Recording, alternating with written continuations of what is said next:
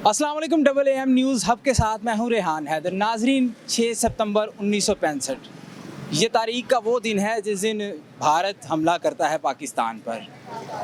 पाकिस्तानी नौजवानों ने जामे शहादत नोश किया और वतन अज़ीज़ की हिफाजत फरमाई। मेरे साथ एक ऐसे पाकिस्तानी शहरी मौजूद हैं जो कि ऐनी शाहिद हैं उस जंग के। इन्होंने अपनी आंखों से तमाम जंग का हाल अहवाल देखा। इनसे जानते हैं क्या हालात थे उस वक्त और क्या जज्बात थे और पाकिस्तानी कौम ने किस तरह डट के मुकाबला किया। अस्सलाम वालेकुम। वालेकुम अस्सलाम बेटा। सर कैसे हैं? आपकी दुआएं अल्हम्दुलिल्लाह, अल्लाह का बड़ा करम। सबसे पहले तो आप अपना नाम बताइएगा जो कि बहुत ही अट्रैक्टिव और माशाल्लाह खूबसूरत है। जी बजी, मेरा नाम क्या है? इब्ने सभी से मैं यहाँ अनारकली में बैठा हूँ और एक अरसे से यहाँ पे काम कर रहा हूँ। और बताइएगा कि 1965 की जंग जब हुई तब आपकी उम्र कितनी थी और अब कितनी है?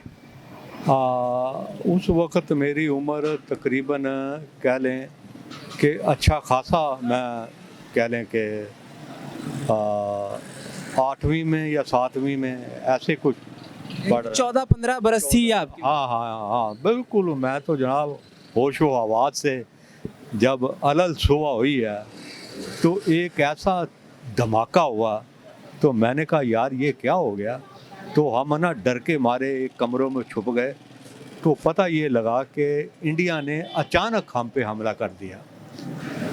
बस जैसे वो इंडिया ने हमला किया है ना तो हमारे जज्बात कुदरती तौर के ऊपर उभर आए कि यार ये नहीं हो सकता, ये नहीं हो सकता, नहीं हो सकता, सवाल ही पैदा नहीं होता ये भगौड़े हम पर हमला कर दें। और हमारे अंदर को कुदरती जोश आया और हम बाहर निकल गए। अच्छा बताइएगा कि सवेरे सुबह सादिक के वक्त ये हमला हुआ, जैसा हमने किताबों में पढ़ा, आपने तो अपनी आंखों से देखा हुआ है, तो किस जगह पर हमला किया और आप उस वक्त किस जगह पर मौजूद थे? देखिए जी, मैं तो उस वक़्त तकरीबन मेरा लाहौर में मैं वाक़या हूँ, संत नगर में, तो वहाँ पे मैं रिहाइश पज़ीर था। तो हमें ये इतलात आ रही थी कि ये करेगा, लेकिन हमने भी अपना बंदोबस्त किया हुआ था और उससे पहले हमारी ट्रेनिंग शुरू हो गई थी। हमने अपने तौर पे ट्रेनिंग शुरू कर दी और हमारे पास ही एक ग्राउंड था छोटा सा, हमने अद खुद उसमें खंदकें खोद के और बैठ गए थे। हाँ जी, लेकिन हमें पता था ये शरारत करेगा और जैसे ही उसने शरारत की हमारे जज्बात भी उभर गए। फिर हमने क्या देखा, बाहर निकले हम अल्लाह अकबर का नाम लेते हुए। बस फिर हमने जनाब अली जैसे अहले महल्ले में होता है सबको जगाया, बताया कि भाई इंडिया ने हमला कर दिया तो आप चौकस हो जाएं। तो वो कह रहे, वो तो हमसे भी आगे निकल गए। उसने कहा इनकी ऐसी की तैसी, यानी कि बच्चा बूढ़ा नौजवान हर बंदा फौजी था उस दिन। हर बंदा फौजी था क्योंकि हम भी ट्रेनिंग ले चुके हुए थे उस वक़्त। हाँ जी, तो अल्लाह का करम है, फजल है। तो एक तो ऐसा वाक़या तो मैं आपको बता नहीं सकता। ये काफ़ी देर जंग जदोजहद रही है। कितनी देर ये जंग जारी रही? ये तकरीबन काफ़ी, मतलब कि आधा माह से ज़्यादा ही कह लें कि हो चुका था इसे।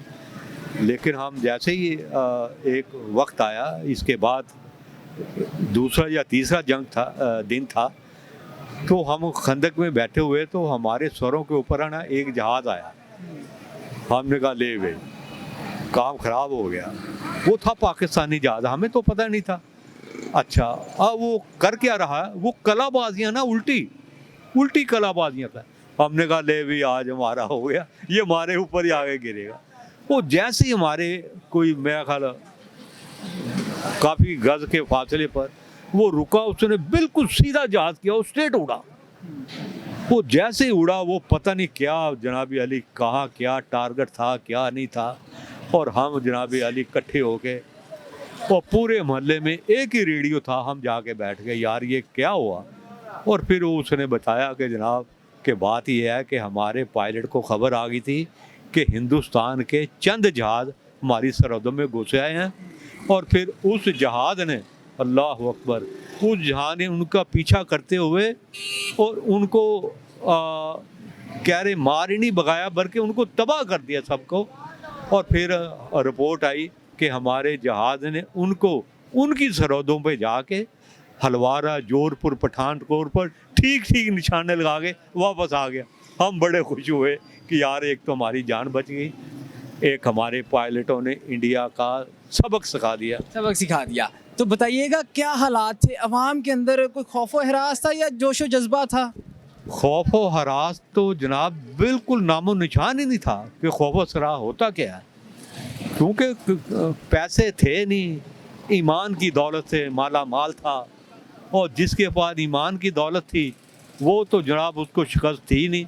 तो बच्चा बच्चा, बड़े बड़े, हम तो बड़ों पे देखते थे, हम अपने जब बड़े थे वो तो जनाब डंडे सोटे लेके बॉर्डरों पे पहुंच गए।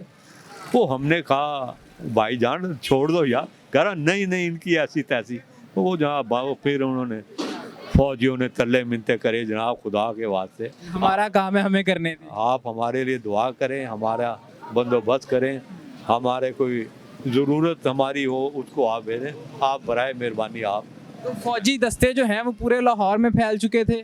जी हाँ बिल्कुल जी, हमारे जनाब अली दस्ते हमारी बॉर्डरों पे इतने मजबूत थे मैं बता नहीं सकता।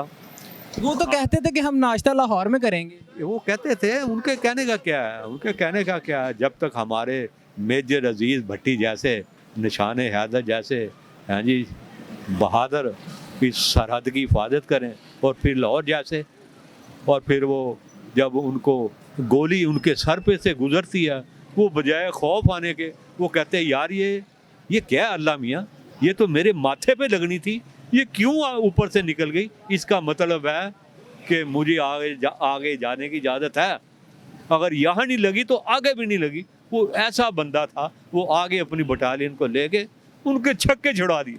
नाजरीन, आपने तमाम गुफ्तगू जानी और इन्होंने वो तमाम वाक़यात जो अपनी आंखों से देखे थे वो आपको बताए। अपनी राय से कमेंट सेक्शन में कहा कीजिएगा। हमें दीजिएगा इजाज़त। अल्लाह हाफ़िज़।